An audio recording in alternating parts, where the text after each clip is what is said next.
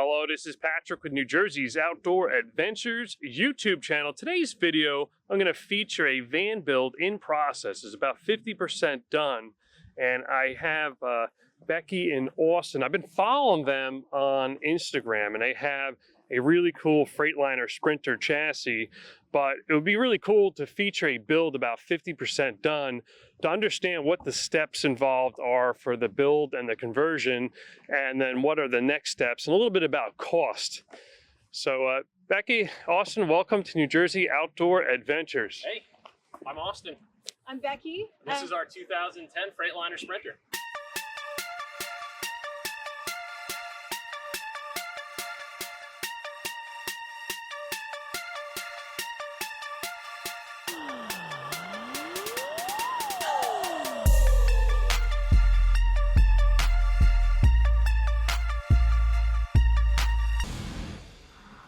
Yeah, we just started converting it.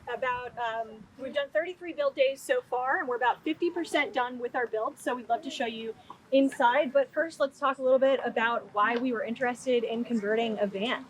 So originally, our plan for 2020 was to start building a tiny house in the spring. And of course, the global pandemic put a pause on that plan because the tiny house was going to be our home base for international travel. Instead, we pivoted. We decided that doing a van build would help us do domestic travel and still live our tiny house dream. So as myself, I am a money coach. I work online. I help people design and afford their freedom lifestyles. So I can do that from the road. I can basically work anywhere. And Austin? I am a former engineer and mechanic, but I actually changed my career path a couple years ago and became a pilot. And with the recent global pandemic, air travel has gone down to about a quarter of the level that it was. So a lot of pilots have been furloughed, and I was one of them. So I ended up using that extra time to put some effort into a van build.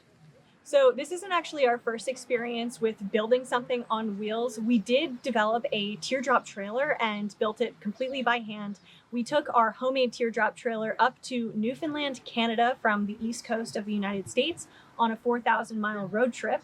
That was essentially our prototype for building a tiny house on wheels. So we were going to use that experience to just as kind of a test case for building our tiny house, but since we pivoted to the van, the experience that we gained from that transitioned really well to building a van. So the van actually came with this bulkhead that you can see here. There is a door that slides. We have little snaps here that keep it closed while we're driving, and that gives us access to the cab, but it also gives us great privacy. It doesn't make it seem like a camper van. When this is closed, it seems just like a cargo van. The truck was used as a plumber's van beforehand, before we actually purchased it secondhand. So it looks like that from the outside when this is closed. This also gives us a great way to kind of partition our living space and our driving space. You can see over here we have our insulation.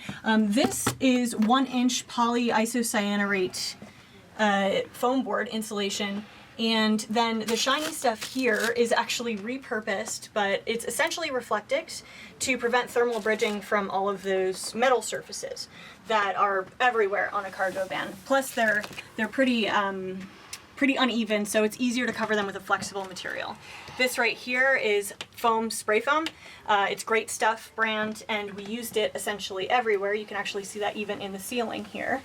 So for the ceiling, this pink stuff here is 1.5 inches of XPS foam board. And we cut everything. Luckily, it has these kind of striations in it where it made it a little bit easier to conform to the contour of the ceiling.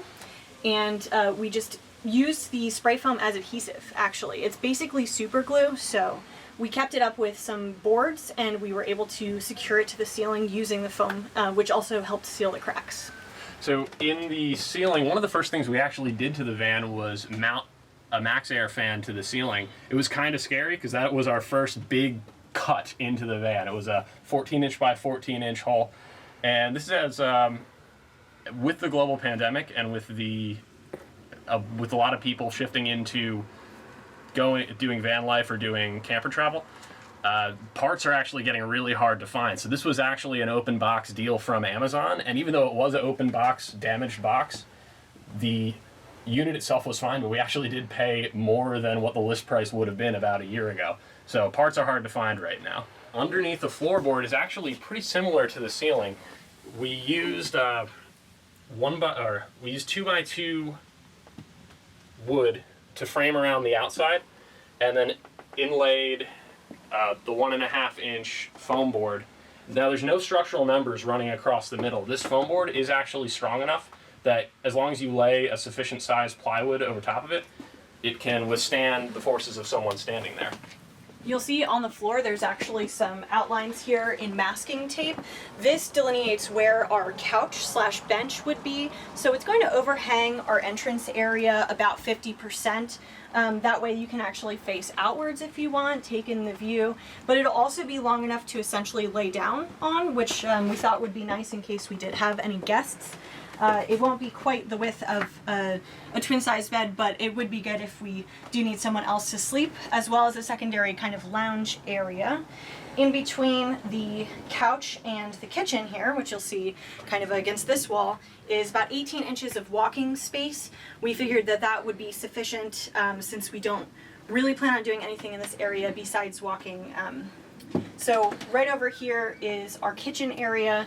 There will be about 36-inch high cabinets that we're going to custom make. We purchased some cabinet doors at the Habitat for Humanity Restore, actually.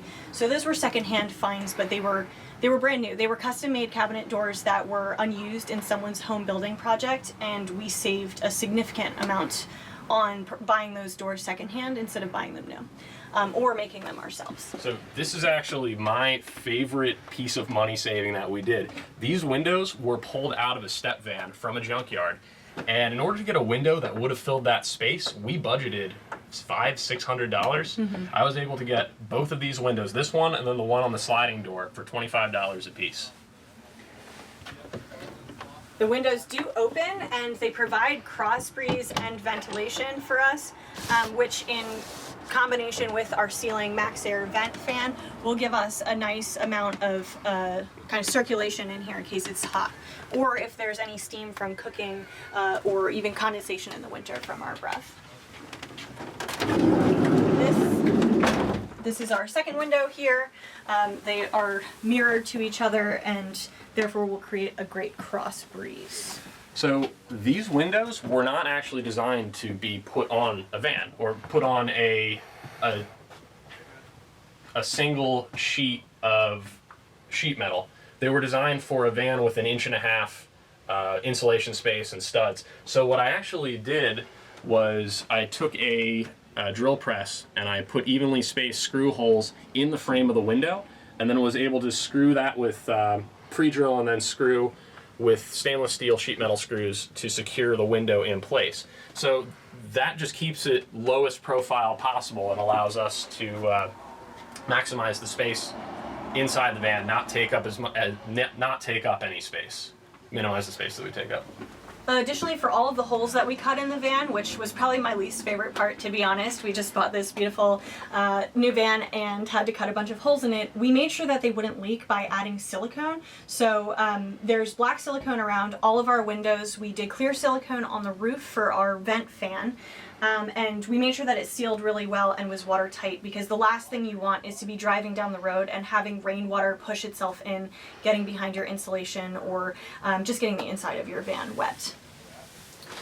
So this cable here runs from the van's stock battery to our electrical system in the back. It's 4-gauge wire, and it's actually a jumper cable with the ends cut off, because for some reason buying a jumper cable is cheaper than buying bulk wire of the same gauge. So our electrical system back here is pretty basic in terms of what you need for van life. I decided to go with lead acid batteries because they were the cheapest, and they require a little bit more maintenance than sealed AGM or lithium, but the reduction in cost was just so significant. Each of these batteries were $100 plus tax.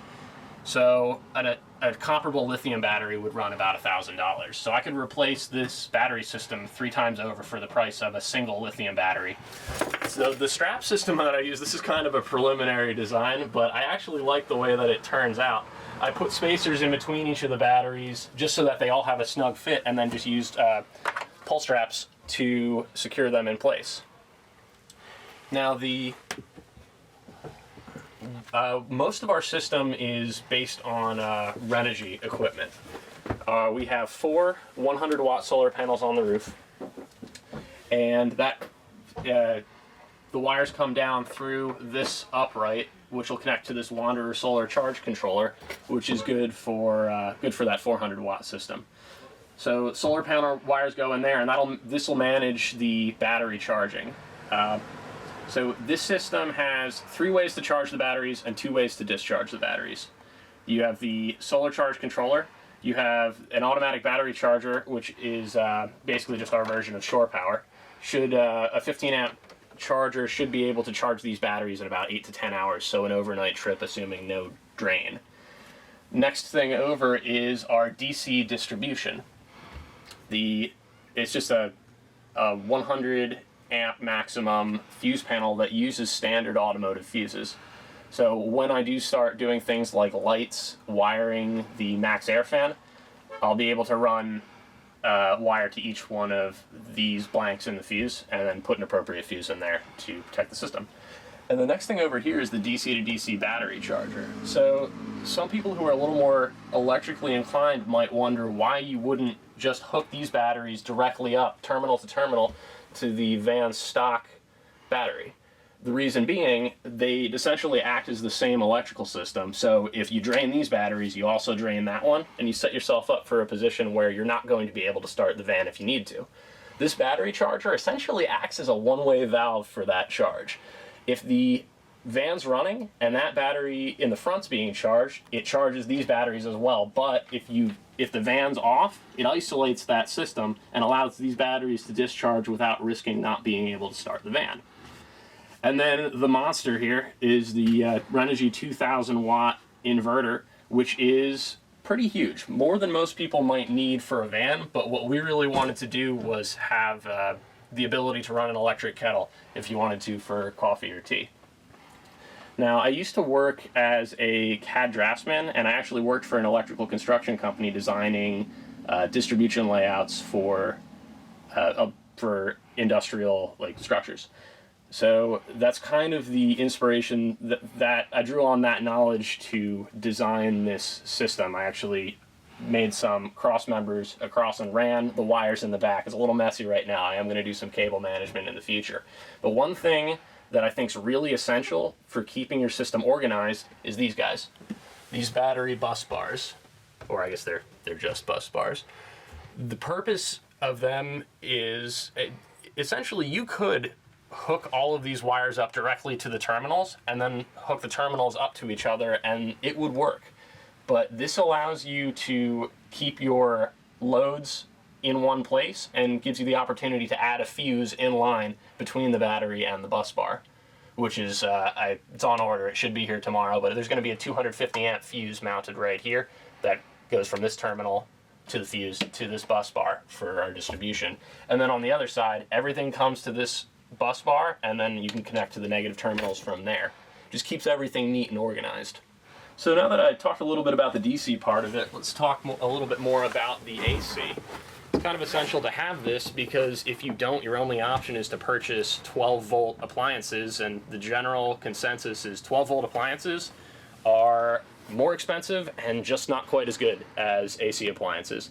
So the distribution that I'm going to use for the AC is this neutral ground and live wire here, and then you wire it just like you would a house. So I'm going to run this to a 15 amp circuit breaker and then run a wire up here and just start daisy chaining outlets together up to, I think we're going to run probably 3 or 4 total outlets.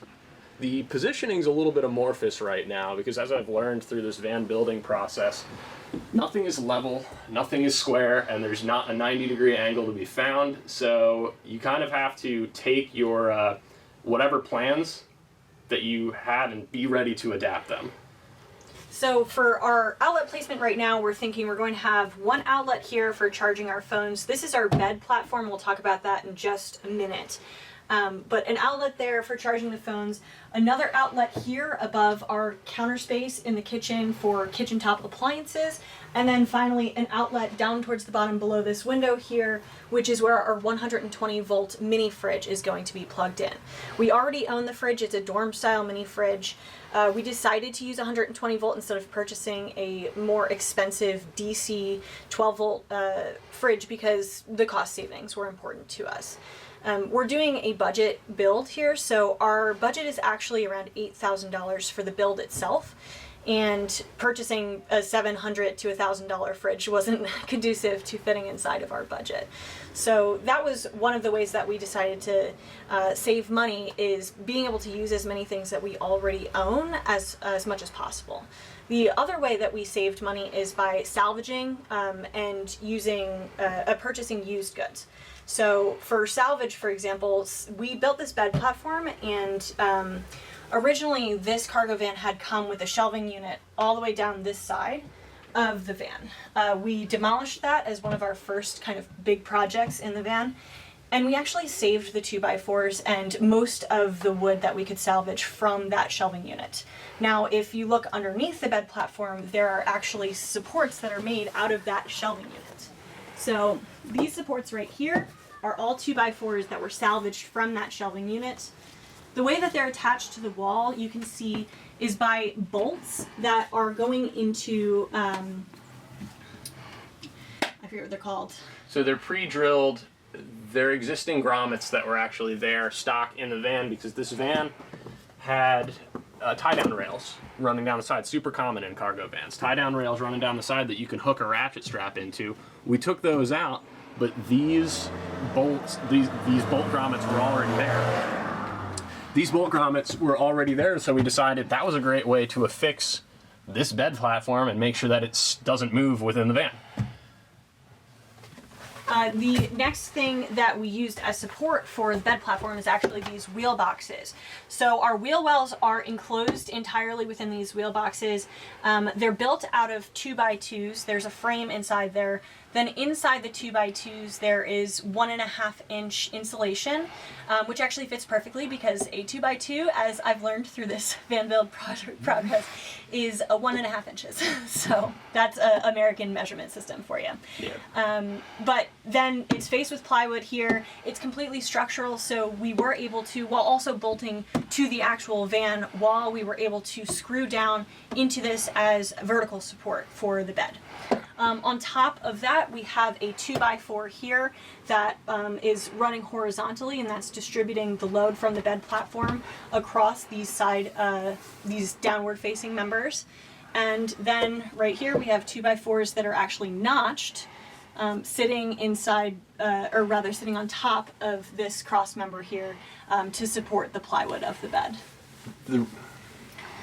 The reason that I elected to do that way was actually, this is the strong way to do a 2x4. Originally we were going to lay them flat, and we thought that might have enough rigidity to keep us, to keep the bed from flexing, but after testing it sitting on the 2x4s, it turned out that wasn't the case. So I thought, how could I make this structural, put the 2x4 in the strong orientation, but minimize the amount of space that this frame takes up, and that's where we came up with the notching idea.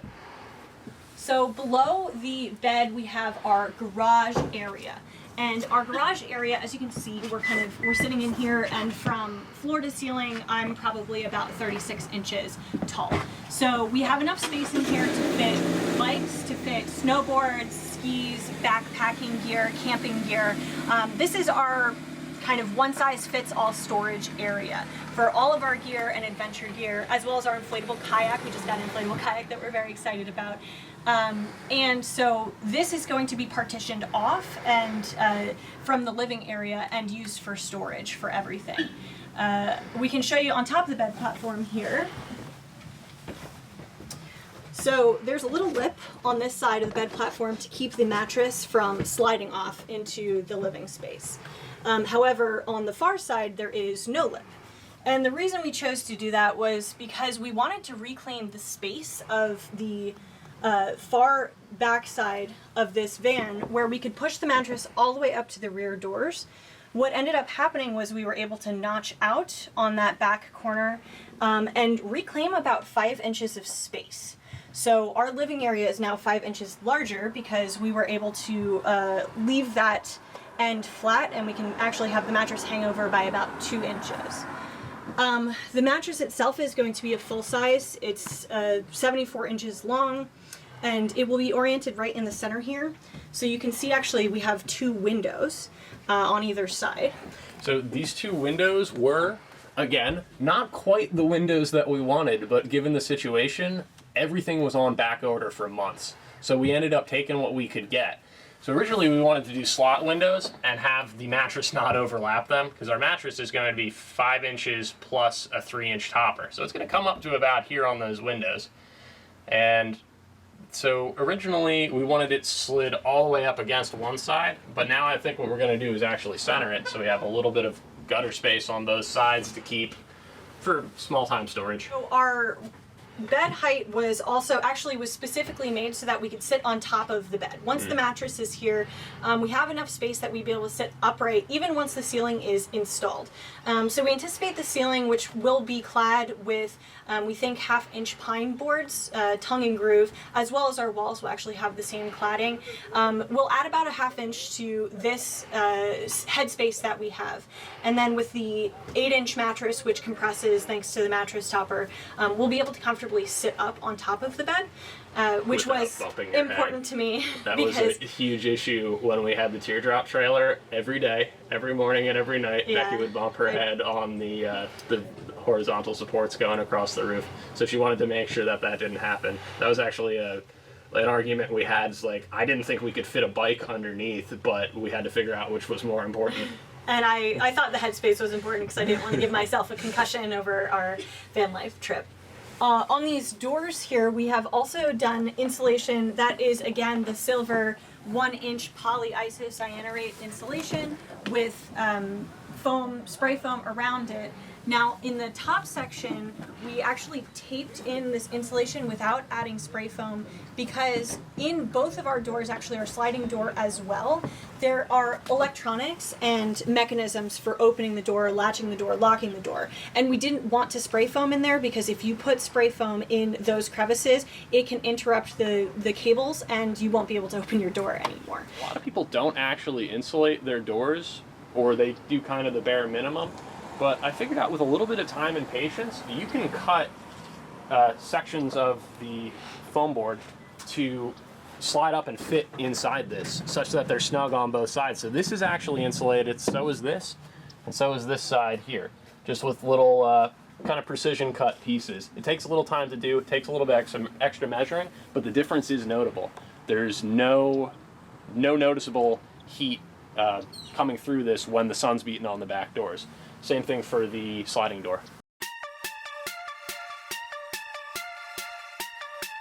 Here we have our 4 100-watt each solar cells, and we decided to spread them out to the outside so that we actually would have a walking path up on top in case we had to do any maintenance. This is another Renogy setup, and we actually have Renogy's solar connectors and a 20-amp fuse, inline fuse, on the positive wire of the solar setup. These screws here were self-tapping sheet metal screws. Self-tapping makes everything so much easier. You just don't have to pre-drill, and you can just kind of line things up and screw it right into place. Now, one thing that I did that wasn't specifically recommended, but I decided would be a good idea, is this this silicone adhesive here, because I just don't trust that these screws with the plastic grommet they had on them were going to totally seal those holes. And we learned from our experience with the teardrop trailer that water's going to get in. Unless you do everything you can, water's going to get in. So you have to have a plan to keep it out, and you have to have a plan to deal with it once it's in there, which is why all of our insulation space is, there's a gap between the wall of the van, the sheet metal, and the insulation that allows, and it's ventilated. There's a place that allows water to escape. one more thing I wanted to mention here is actually we have these gray panels, and these are part of a premium package that the Sprinters come with, which is a wall paneling and coverage system. So when we purchased the van, it did come with these panels. We removed all of them in order to insulate, but in our garage space, we reinstalled these panels in order to protect our insulation, since we don't plan to spend money cladding them with the pine paneling, as that would be more expensive. The other thing that our van did come with was actually this great step. It's hard to tell because this dirt kind of beneath us is mounded, but usually it's very difficult to climb up into the back of a Sprinter van due to the height, and this step actually helps a lot with that.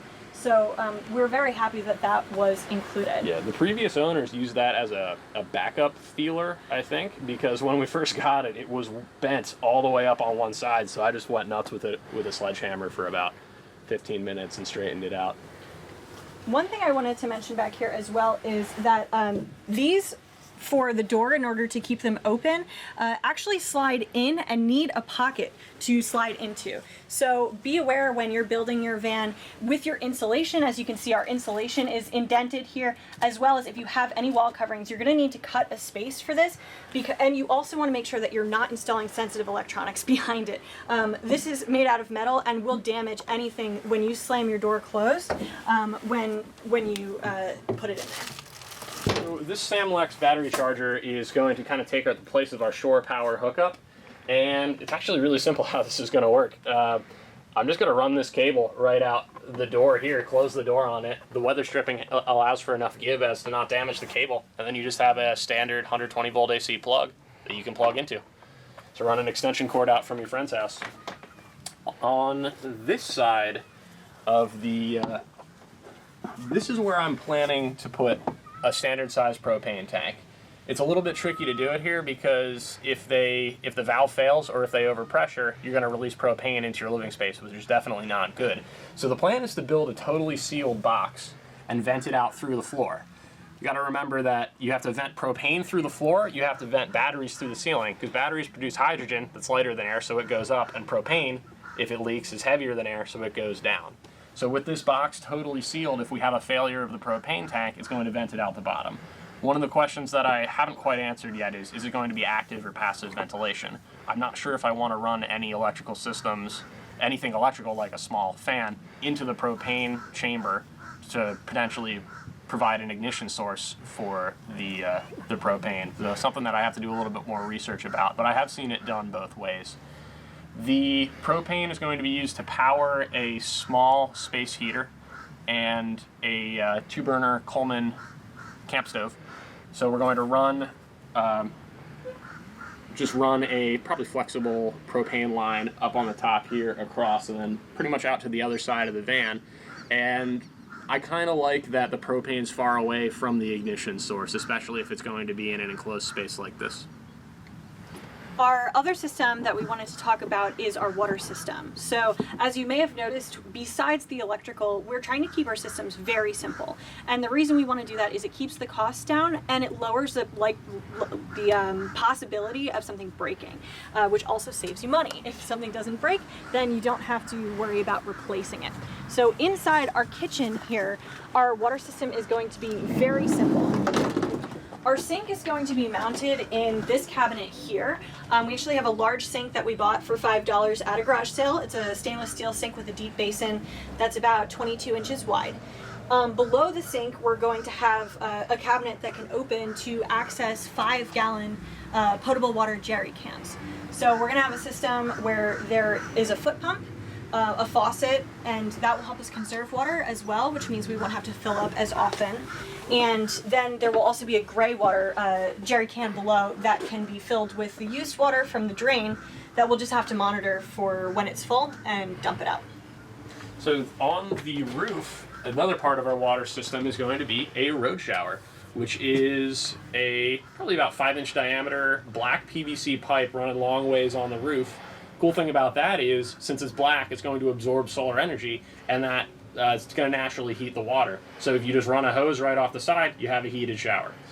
Another part of our electrical system I forgot to mention is actually, this is the DC electrical system that came with the van. These are the lights that were mounted in the back. Right now they're hanging because we removed them to do the installation. But we're planning to extend these lights and actually place them on the ceiling at regular intervals. There's 4 of them that are existing. They're run on DC power through the existing van electrical system. And we replaced the bulbs with LED bulbs that are highly efficient, and they can be run even if we don't have any solar, which is kind of a great benefit. And it also, again, saves us money by using something that was already included in the van instead of purchasing and creating a whole new system. All right, let's take a look up in the cockpit. He calls it the cockpit because he's a pilot. I would call it the cab because it's a van. So we wanted to keep this looking as much like a work van as possible, and that's another great thing about the bulkhead is that it just looks like a van. There's nothing up here that could indicate that somebody's camping in the back. But I did make a couple, because I'm kind of a car guy, I made a couple small additions, one of which being the scan gauge here. I've always wanted one of these, but what it gives you about 16 different parameters that you can monitor about your engine, like coolant temperature, boost pressure, timing, spark advance, oil pressure, oil temperature, things like that, that this stock gauge cluster really didn't give us any information on. All we have is the speedometer and the tachometer there. Another thing that I insisted on was window tint. And I know it seems a little bit silly, but if we're going to be driving this for 6, 8, 10 hours at a time, this makes such a big difference with driver fatigue.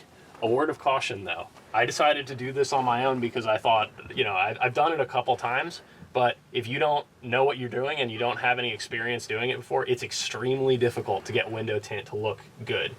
You need a totally sterile environment because any piece of dust that gets stuck to the back of that window, tint is going to stay there forever. So that's one that I'd recommend leaving to the professionals or buying a couple extra rolls so you can give it a few extra shots.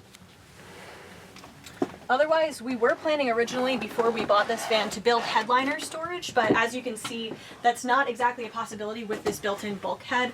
However, there is small pockets of storage above, on top of where the window shades come down, so we will be using those, and we may consider extending one probably on Austin's side, which it would be the driver's side, but not on my side because I would hit my head on it, in order to do more storage. Otherwise, we wanted to share our plans for what we're going to be doing with the van. So the plan behind building the van once we're done with it is to go on a national parks trip around the lower 48 United States. We want to visit all of the United States, and we want to see all the national parks. It's something that has been very exciting for us to do, kind of piecemeal, one at a time, but we want to make it a road trip and connect all of them in about a 10-month trip that we're planning to take as soon as we finish building out the van. Our plan for the completion of our construction is to continue to build full-time. We are about halfway through, time-wise as well as build-wise, of finishing the van build. And so we should be done in a total timeline of about 12 weeks from when we started building. And I think I mentioned this before, but we're just finished day 33 of our build. So we're building full time. It is a lot faster when you can spend 8 to 12 hours a day with 2 people building a van. If you're looking to build a van and you might have a full-time job, or you might need to only work on the weekends or at night, then you can expect your build timeline to be a little bit longer. We don't want to set this forth as kind of like the normal or ideal build timeline, but we are planning on heading out in November or December, we hope. Yeah. I hope our viewers can follow your journey. I see here that you have some type of Instagram our viewers could follow and see kind of where you started with this build, your previous projects, and your journeys along the way. So that'll be fun for our viewers. Now, building a van from scratch creates a lot of challenges, and I'm sure you ran into a lot of them along the way. Is there any tips that you could give our viewers, something that you kind of were banging your head against the wall and couldn't figure out, but overcame, that maybe someone else would run into the same challenges? I would say one of the things that we had trouble with was trying to find van-specific items. So particularly right now during the pandemic, they're at high demand. People are building out vans and RVs at probably an unprecedented rate. But we were also, at the beginning of our build, concerned about using items that were specifically made for vans. Now, by kind of shifting our mindset to saying, well, we can use something that wasn't specifically built for a Sprinter van, but can be used in a Sprinter van if we do something creative in order to attach it, such as our step van windows, as well as actually our other windows were RV van windows. So they had the same installation requirements with an 1.5 inch thick wall, which a sheet metal cargo van does not have. But if you're creative with the materials that you use, as well as considering salvaging and going secondhand, you can find things that will work for your build that are potentially less expensive, and it's also better for the environment to reuse. So my one tip that I have for aspiring van carpenters is all of the assumptions that you can make when you're doing some kind of carpentry or woodwork for a house go out the window when you're in a van. Nothing is level. Nothing is square. There are no 90-degree angles anywhere. The bed platform is my favorite example of this. If you look at this, you think, yes, this is a square platform with notches cut out at both ends, but it actually isn't. This width at the front of the bed platform is 69.75 inches, but at the back, it's 69.25. So we had to cut that taper, and if we didn't, there would be enormous gaps running down both sides. There were challenges like that everywhere in this van. So don't make any assumptions. Measure everything. Measure it twice. Measure it 10 times. You're going to have to do that because there's going to be a cut that you make and something's not going to fit, and you're going to have no idea why. That's the biggest challenge I think that I ran into.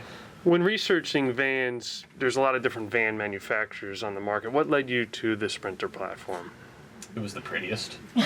I personally wanted a Sprinter because I liked the way it looked. I am not a fan of the Ram ProMaster front end look, as well as that's how we decided our year actually was the post-2008 Sprinters have a more modern aesthetic on the outside. But additionally, we were very strong on wanting to get a diesel because gas mileage is important to us, as well as keeping our fuel costs down. With a plan to drive about 3,000 miles a month over the next 10 to 12 months, we know we'll have significant fuel costs, and so by getting a diesel van, we anticipated that we actually calculated that cost, as well as the maintenance costs, would be lower for a diesel van than it would be for a gas van. And for insurance, did you just insure it as a regular cargo van, or are you going to change that to an RV plan? A lot of questions on insurance on the channel. For sure. So we actually called around a couple of places, but State Farm is the insurer that I found online, as well as in our personal experience, is very easy and open to insuring a cargo van that's being self-converted into a camper van. So the way that we managed the insurance was first, we let them know ahead of time our plan for the cargo van is not for it to be a commercial vehicle, since they're typically insured as commercial vehicles.